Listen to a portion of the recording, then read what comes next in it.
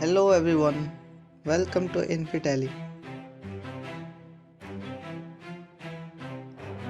Do you know that thousands of cubic meters of lava just erupted within the time you watched the introduction itself? This in fact happens around the world every second. So where does so much of magma get produced and how? We are about to find out.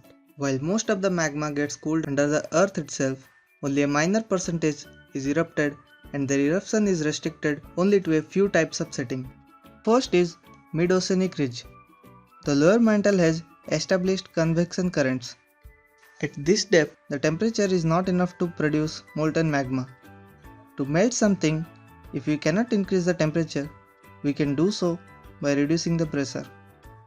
When semi-solid magma upwells because of convection cells, they migrate from a higher confining pressure to a lower pressure zone.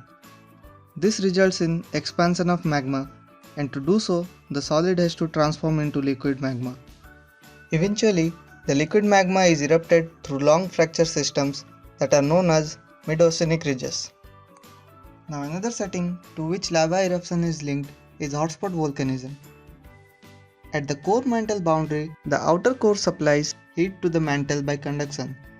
When heat is sufficient to achieve expansion, the volume increases. As a result, the density has to decrease and it begins to buoy upward because of buoyancy force. It rises up again, decompression melting occurs and density still decreases.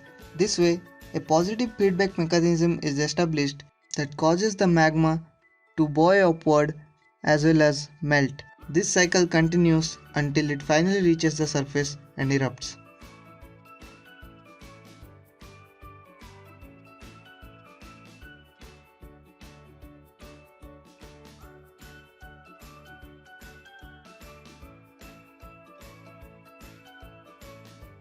The amount of magma that rises up varies. Depending on that, small plumes form hotspots and the larger ones form plateaus or traps. The third type of magma generation process is associated with subduction zones. Here again, the heat is not enough to produce magma. But in subduction zone, oceanic lithosphere sinks into mantle.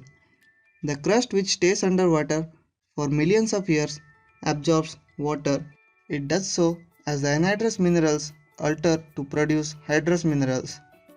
This water is called in situ water and is present inside the crystal. As the lithosphere subducts, after reaching a certain depth, water molecules gain enough energy to be released from their cages. Once it is released, it tends to reduce the silica polymerization within semi-solid magma. To understand silica polymerization, watch my video on physics of magma. So as silica polymerization decreases, magma becomes more fluid, hence expands, and rises up to be erupted along the arc volcanoes. Now I have to go check out how much magma just erupted within the time I was with you. Click on the left to watch my previous video and subscribe to get more videos from Infitally.